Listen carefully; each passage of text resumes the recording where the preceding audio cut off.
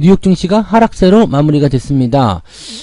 일단 유통주들의 실적이 썩 좋지 않았죠. 타깃의 실적 부진, 이것이 이제 증시를 끌어내린 이유다라고 이제 사람들이 이야기하고는 있습니다만, 소매 판매 이쪽에서의 그 경제 지표는 또 좋게 나왔어요. 그래서 경제 지표는 좋게 나왔는데 실질적으로는 소매가 부진해서 유통주의 실적이 내려갔다, 막 혼란스러운 입장이죠.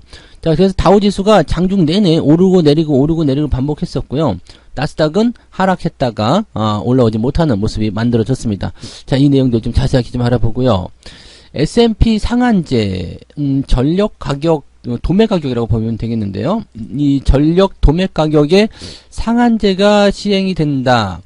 자, 그런데 한국전력이 웃는다라는 얘기가 나옵니다. 네, 전력 도매 가격이 상한제로 들어가는데 한국전력이 왜 웃는데?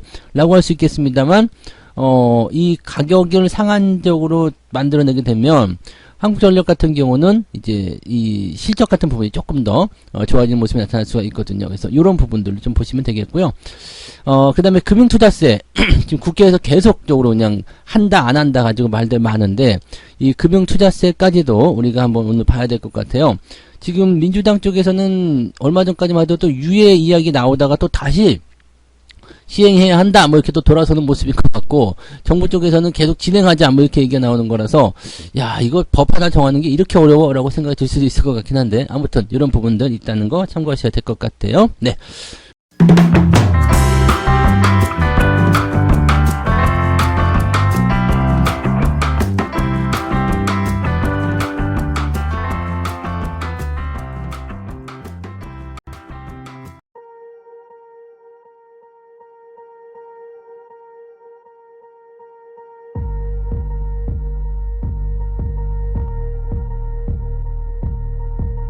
네, 반갑습니다. 자, 오늘은 11월 17일 목요일입니다.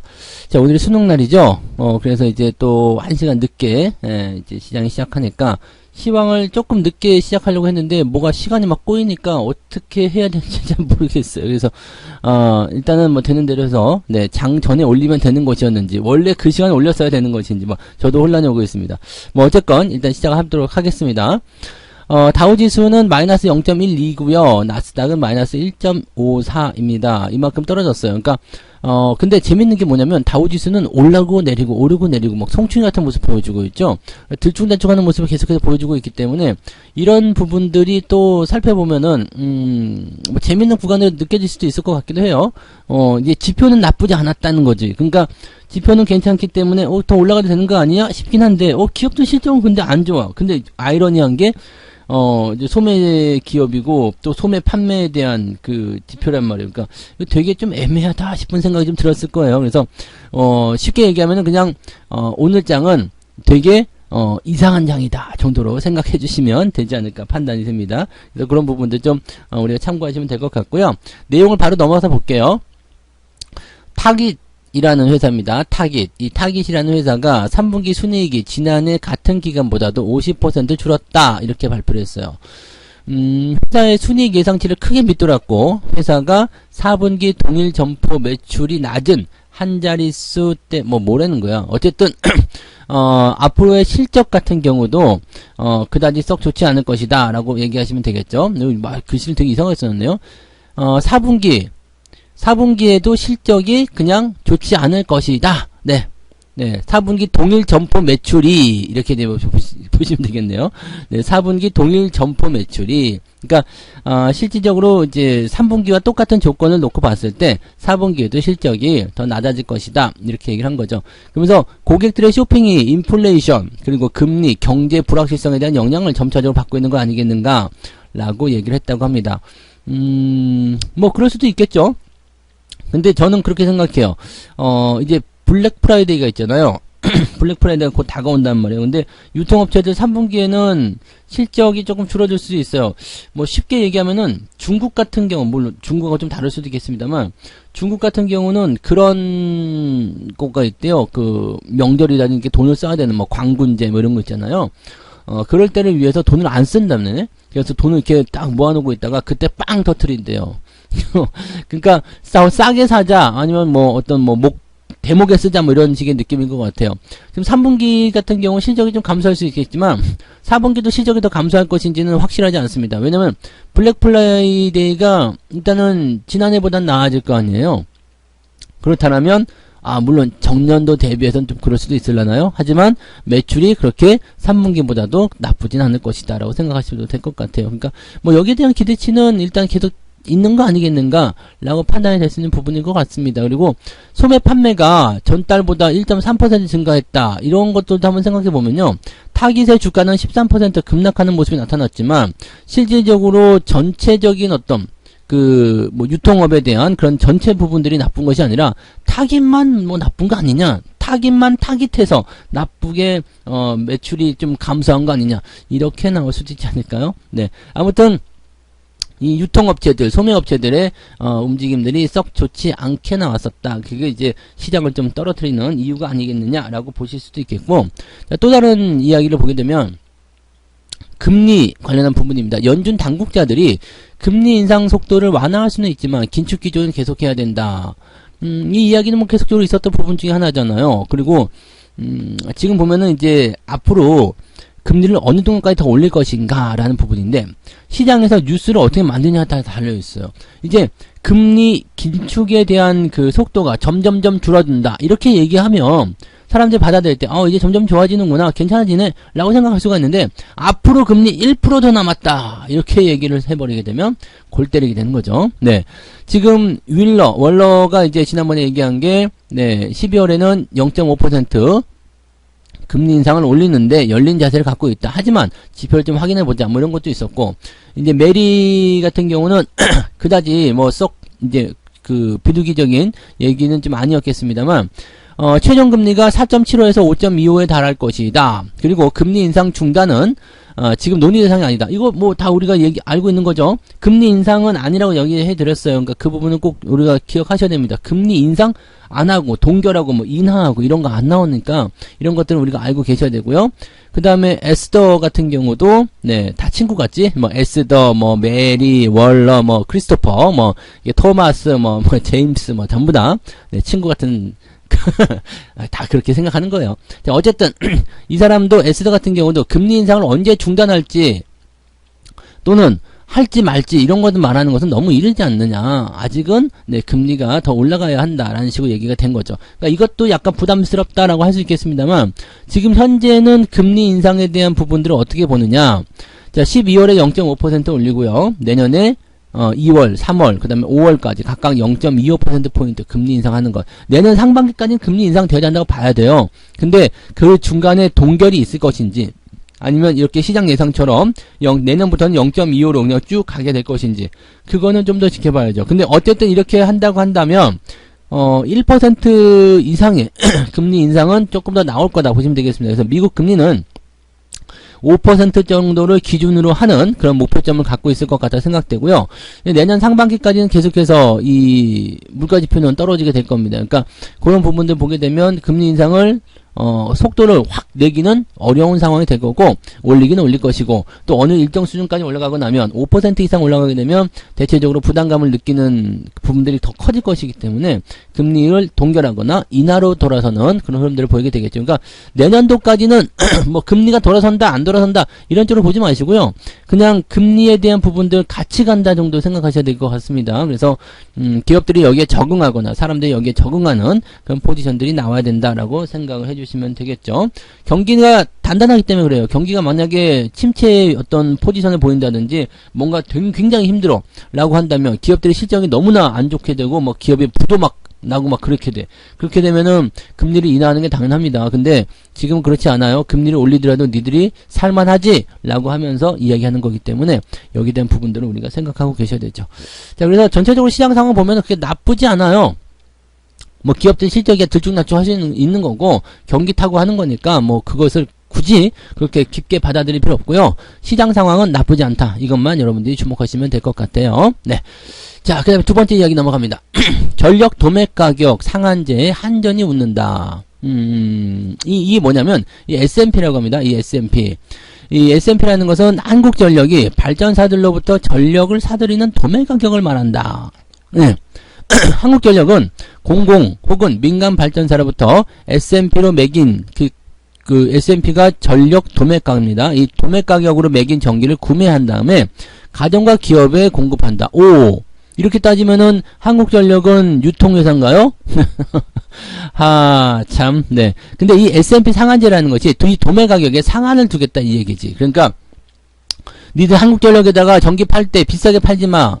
이렇게 얘기를 해버리는 거예요. 그러면은 한국전력 입장에서는 사들이는 것을 싸게 살 수 있다는 얘기잖아요. 그러니까 이 S&P 상한제를 도입하게 되면은 일단 당장 만약에 뭐 22만원에 20만원에 팔고 있던 한국 그 전기 도매 가격을 이제는 18만원 상한제야. 그럼 더 이상 못 올리는 거지. 그러면 이런 부분들이 한국전력에게는 보탬이 되겠죠. 다만 이제 SK라든지 GS 이런 기업들은 이 부분이 악재가 될 수 있습니다. 왜냐면 매출이 줄어들게 되잖아요. 네, 그런 모습인 거죠. 그러니까 한국전력의 적자를 쉽게 얘기하면 SK와 GS 니들이 메꿔줘라 이렇게 얘기를 하는 거나 마찬가지인 것 같은데, 아무튼 뭐 워낙 적자가 크니까 이 기업을 뭔가 적자를 줄이려고 하는 것 같다 이렇게 판단이 되는 부분 중에 하나인 것 같습니다. 자, 근데 이거 약간 좀 의심되는 게, 한국전력이 지금 뭐 적자가 많이 나고 뭐 이런 게 하지만 지금 공기업이잖아요. 그래서 뭐 성과급 잔치하고 막 그런 거는 뭐 속이 타는 부분이긴 하겠습니다만, 적자를 자꾸 메꾸려고 하는 이유는 무엇일까? 세금을 걷어서 여기서 이걸 가지고 국세를 메꾸려고 하는 것일까? 아니면은 적자 기업이 아니니까 민간 기업에 팔아먹으려는 것인가? 모르겠어요. 민영화를 시키게 되면 이거는 아주 골 때리는 상황이 되니까요. 네, 아무튼 거기까지는 이제 생각하지 말고요. 어쨌든 한국전력이라는 이 기업이 지금 현재 이 법을 통해 가지고 민간 기업들에게 전력을 사들이는 가격을 낮추겠다 이렇게 되어 있습니다. 그래서 적자를 조금 메꾸려고 한다. 그러다 보니까 한국전력은 일단 좋은 소식이 전해지는 거고 뭐 이런 상황이 벌어졌을 때는 SK E&S, GS, EPS 이런 기업들이 고스란히 상한제에 대한 피해를 볼 수밖에 없다. 그래서 판매 가격을 낮추게 되니까 매출이 줄어들게 되고 손해를 보게 된다. 이런 식으로 되는 겁니다. 요게 실시가 되면은 SK E&S의 매출액은 30% 가까이 줄어들게 된다. 라고 되어 있어서 이렇게 되면 SK에 대한 투자 심리를 위축시킬 수밖에 없는 거 아니겠느냐. 그렇죠. 네, 자회사의 실적이 나빠지면 모회사의 실적이 나빠지는 것도 당연한 얘기니까요. 네, 그래서 SK나 GS 이 기업들의 실적 상황이 안 좋아질 수도 있다. 이렇게 될 수도 있겠죠. 이렇게 되면은 또 조금 이렇게 하다가 회사가 아이씨 안 팔래요. 이렇게 나와버리면 어쩔 건가라는 생각도 좀 들기도 하는데, 아무튼 뭐 그거는 뭐 나중에 생각할 이야기가 되겠습니다만 지금 이 S&P 상한제에 대한 어떤 시행 이것이 금방 이루어질 것 같아요. 금방 이루어질 것 같아서 한국전력의 어떤 기대감이 계속 커지고 있는 그런 모습이 아니겠는가라고 생각이 되는 부분이겠습니다. 여기다가 원전 관련한 소식까지 전해진다면 네, 한국전력의 주가는 상당히 많이 돌아설 수 있지 않을까 생각되는 부분이고, 2023년에 뭐라고 할까요? 그 적자 그 예상폭을 전부 다 많이 할 수 있겠는가라는 것은 아직은 미지수긴 한데, 지금 도매 가격을 낮추고요. 그 다음에 이 전기요금을 인상하게 되면, 자, 사들이는 건 더 싸게 사들이고 파는 건 더 비싸게 팔게 되는 거잖아요. 그러니까 합법적으로 이제 그렇게 되는 거죠. 네, 싸게 사서 비싸게 파는 그런 상황이 벌어지게 되는 거죠. 그러니까 이렇게 되게 되면은 한국전력 입장에서는 돈을 많이 벌 수 있는데, 왠지 억울한 것 같다는 느낌이 좀 들죠? 네, 왠지 좀 억울한 것 같은데 라는 생각이 좀 들어요. 그래서 그런 부분인 것 같고, 산업용 전기 쪽에 뭔가 좀 뭐 알아서 하겠죠. 그거는 거기까지 들어가면 너무 깊이 들어가는 거니까. 자, 어쨌든 네, 지금 현재 이런 시점에서는 한국전력에게는 호재성 재료가 된다라는 거로 보시면 되겠고, 그럼 SK와 GS 갖고 있는 사람들은 어떻게 해요? 얘네들은 지금 상장 기업이 아닌 걸로 알고 있는데, 네. 그렇게 되면은 뭐 자회사, 모회사 쪽으로 진행이 되게 되면 일단은 거기서는 조금 더 나아지겠죠. 네, 그래서 그런 부분을 보시면 되겠습니다. 그래서 일단은 자회사 쪽에서 실적이 줄어들었다. 그때 모회사의 영향을 그렇게 많이 받느냐? 영향을 받긴 받습니다만 그렇게까지 큰 악재는 아닙니다. 그래서 일단은 이 S&P 상한제에 대한 이 부분은 한국전력의 단독 호재 이런 정도로만 생각하시는 게 유리하지 않을까 생각됩니다. 이 부분 참고하시고요. 네. 자, 그 다음에 금투세 요것도 보죠. 세 번째 금투세. 지금 얼마 전까지만 하더라도요 다시 유예한다는 얘기가 더 유리했었거든요. 근데 지금은 또 아니네.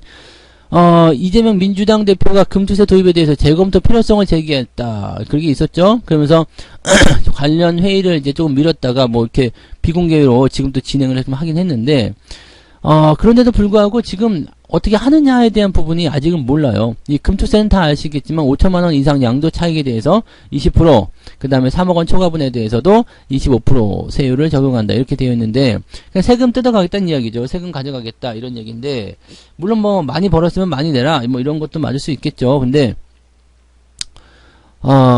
글쎄요. 이게 이렇게 되면은, 일단 개인 투자자의 입장에서는 조금 피곤해요. 왜냐면 이 금투세가 도입이 되면 이 특정한 어떤 자격이나 뭐 그런 부분들에 대해서 뭐 이렇게 대주주에 대한 어떤 양도소득세 뭐 이런 것도 또 도망치고 싶은 생각에 매도를 치는 경우도 많이 있고요. 또 투자에 대한 어떤 그런 페이크가 아니죠. 뭔가 회의 이런 것들이 좀 들 수가 있어요. 그러니까 이렇게 돼버리게 되면 굉장히 부담을 느낄 수밖에 없거든요. 그러니까 뭐 장기 보유나 뭐 이런 것들에 대한 어떤 혜택도 전혀 없어요. 지금 미국 같은 경우나 이런 데 보시면은 그 기간을 오래 보유할수록 그 세금이 0.2%, 0.3% 이렇게 낮아져요. 그러니까 1년 보유하게 되면은 만약에 20% 수익을 내야 세금을 내야 된다. 그러면은 1년 보유하게 되면 18%만 내. 이렇게 될 수가 있거든요. 근데 우리나라는 그게 없어요. 그냥 오래 보유하든 적게 보유하든 5천만 원에 대한 넘어가면 그냥 무조건 돈 내라 이런 거라서 물론 이제 저건 있어요. 공제 금액이 2월 되는 그런 거는 있습니다만 뭐 계속 그런 게 좀 있는 것 같아요. 그래서 난 이 종목을 10년 동안 보유해가지고 5천만 원 벌었는데 여기서 세금 내라고? 이렇게 될 수도 있거든요. 그러면 조금 열받죠. 네. 그러니까 그런 것들에 대한 부분들도 조금 뭔가 완화를, 그러니까 뭔가 법으로 좀 저거를 해줘야 되지 않을까 생각됩니다. 물론 10년 이상 보유하시는 분들이 많지는 않기 때문에 뭐 해당은 많이 안 되겠습니다만 아무튼 그래도요. 네. 그리고 뭔가 이제 좀 시스템적으로나 뭐 여러 가지 부분들이 아직 혼란스럽기 때문에 조금 시간을 좀 주는 게 좋지 않겠나라는 생각이 좀 들어요. 그러니까 지금 민주당은 예정대로 2023년 내년부터 금투세 시행하자 그렇게 되어 있는 거고 지금 윤 정부는 네, 2년 뒤 2025년으로 연기하자 이런 식으로 나와 있는 부분이겠죠. 여기에서 이제 이재명 대표가 재검토 필요성이 있는 거 아니냐 조금 이제 잘 좀 다시 한번 생각해 보자 이런 식으로 나오면서 상황이 조금 달라지고 있다 이렇게 보시면 되겠죠. 자, 근데 지금 일단은 금투세 도입이 되면 투자자들 입장에서는 네, 위축될 수밖에 없는 상황이 좀 있다라고 얘기가 됩니다. 금투세 대상이 전체 개인 투자자의 1%에 불과할 것으로 추정된다. 자, 그만큼 개인들이 많이 물려있다는 얘기고 손해를 많이 봤다는 이야기잖아요. 근데 이게 지금 같은 상황에서는 1%지. 근데 장이 올라가기 시작했다 그러면은 어떤 이유로든 자격을 부여하게 될 것 같아요. 그러면은 이게 쉬운 일이 아닐 거란 말이죠. 그러면 또 거기서 또 그런 모습이 나타나게 될 거고. 아무튼 뭐 지금으로서는 세금 부과 사실만으로도 막연한 불안, 이 세금이 너무 많다. 어떤 사람들은 그렇게 해요. 뭐랄까요? 월급 날 때 이제 월급 받아서 이제 그 소득세 내고 그 다음에 그 소득세 내고 남은 걸 가지고 주식 투자했는데 금투세를 또 뜯어가고 그래갖고 뭐 우리 자녀가 또 그런 상황에서 자녀가 또 크니까 증여 좀 해주려고 했더니 증여세 뜯어가고 죽으니까 상속세 뜯어가고 이러다 보니까 돈 벌어갖고 남는 게 하나도 없더라 뭐 이런 얘기가 있던데 세금이 좀 많긴 많죠. 뭐 살면서 뭐 내야 하는 세금이 많긴 많은데 적당히 조금, 네, 봐주면 좋지 않을까. 그런 생각도 좀 들긴 되네요. 근데, 나라가, 어쨌든, 세금으로 돌아가는 거기 때문에 힘들다라고 하면 어쩔 수 없긴 해요. 그래서, 그런 부분들이 일단 있다는 것 정도를 우리가 좀 참고를 해볼 필요는 있을 것 같긴 합니다. 네, 아무튼, 네, 그런 부분들을 우리가, 생각해 주시면 될 것 같아요. 그래서, 요런 내용이 지금 잡혀 있다. 이렇게 판단하시면 되겠습니다. 그래서, 뭐 지금 금투세 같은 경우는 일단 결론만 내리면 네 유예될 가능성은 저는 높다고 생각해요. 네 일단 뭐 끝까지 가다가 결국에는 원하는 쪽으로도 많이 가지 않나 이렇게 생각되니까 그 부분 참고하시면 되겠고요. 자 그래서 오늘 이렇게 세 가지네요. 타깃이 실적 부진한 그런 모습을 좀 보여줬고요. 그래서 미국 증시가 조금 다운되는 모습이 좀 있었는데 뭐 그냥 그렇구나 정도로만 생각하시면 되겠고요. 특별하게 뭐 지금 방향이 결정되거나 뭐 악재가 나온다거나 뭐 그런 형태의 모습 아닙니다. 그러니까 그냥 적당히 생각하시면 될 것 같고 S&P 상한제가 도입되면서 한전이 웃는다 이런 얘기가 나왔는데 이 전력 도매 가격이에요. 전력 도매 가격이 상한제 도입하게 되면은 더 이상 가격이 못 오르기 때문에 사들이는 것을 지금보다 싸게 사들일 수 있다. 그래서 적자가 줄어든다 이렇게 되어 있습니다. 자, 이렇게 되면은 뭐 한국전력이 전기요금 인상을 한다는 것과 그 다음에 도매 가격이 낮아진다는 것 때문에 적자폭이 크게 줄어들 수가 있는데 한국전력의 단독 호재로만 볼 수밖에 없어요. 왜냐면은 SK나 GS 같은 경우는 일단은 뭐 그쪽으로 투자가 조금 위축될 수 있겠지만 큰 피해가 지금 그게 눈에 띌 만한 피해는 아닐 거라 생각합니다. 피해는 당연히 받겠죠. 피해는 당연히 받겠지만 거기까지 정할 만큼 우리가 신경 쓸 만큼의 그런 어떤 피해는 아닐 거라 생각되고 그다음에 국민들 같은 경우는 전기요금이 인상되니까 열받을 수 있겠습니다만 한국전력에 투자하고 있는 사람들 입장에서는 그냥 호재가 되는 거죠. 그러니까 주식 입장으로 본다면 한국전력이 좋은 일을 좋은 그런 어떤 재료를 만들었다라고 생각만 하시면 될 것 같아요. 네. 그 다음에 소용돌이에 휘말린 금투세, 이거는 아직 모르겠습니다.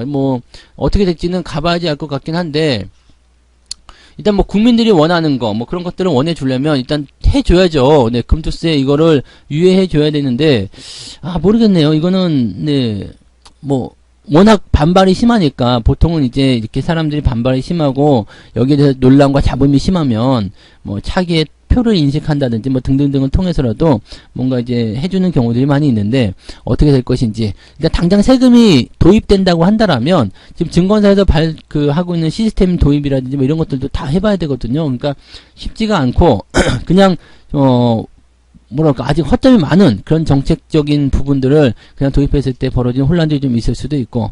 그래서 지금 연말이 코앞이잖아요. 그러니까 지금 요거는 일단은 좀 유예해야 되는 거 아니겠는가라는 생각을 일단 해봅니다. 그냥 자본만 좀 만드는 거 아니냐. 이미 유예 쪽으로 결정된 거 아니냐. 이렇게 생각이 좀 들고 있어요. 그래서 이런 부분들 참고하시면 되겠고요. 네. 책 한 곡 읽고 마무리합니다. 시장에서 배운 것은 감정은 그리 도움이 되지 않는다는 사실이다. 우리 모두에게는 감정이 있지만 그것을 통제하는 방법을 빨리 배우게 될수록 더욱 좋아질 것이다.